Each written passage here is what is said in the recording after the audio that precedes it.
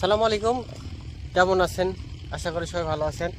আমরা আজকে এটাতে ঢেঁড়স লাগাবো। ঢেঁড়সের সঙ্গে এখানে আমরা কিছু লাল শাক ও ডাঁটা শাকের বীজ দিয়ে দিচ্ছি, কারণ যেহেতু ঢেঁড়সের বীজ এখানে দেয়া হচ্ছে, তো ঢেঁড়স হওয়ার পরও এখানে কিন্তু ডাঁটা এবং লাল শাকটা আমরা খেতে পারছি, কারণ এভাবেই করা হয়, যেহেতু একই জমিতে দুইটা ফসল একই সঙ্গে করা যাবে। তো আসলে এটা খুব একটা ভালো একটা আইডিয়া।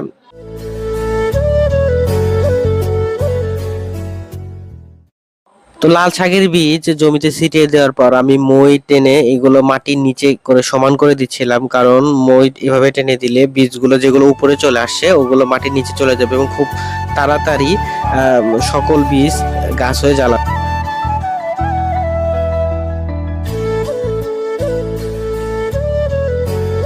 পাশে শিপন জমির মাঝ বরাবর লম্বা একটা ড্রেনের ব্যবস্থা করে দিচ্ছে। তো এরকম আমরা দুইটা রাখবো, যাতে জমির সেচ ব্যবস্থা সুবিধা করতে হয়, এবং তিনটা ভাগে আমরা তিনটা অংশ করে নিই।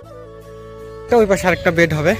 আর এই জমিতে আমরা কি কি দিছি, এই জমিতে আমাদের পর্যাপ্ত জৈব সার দেওয়া আছে এবং ইউরিয়া, ড্যাপ, পটাশ সবকিছু এর আগে দেওয়া ছিল। আমরা বৃষ্টির কারণে এটাতে করতে পারছিলাম না, এখন নতুন করে কিছু দেই নাই, নতুন করে আমরা এখানে ডাটা দেওয়া হয়েছে, যাকে লাল শাক আর কি।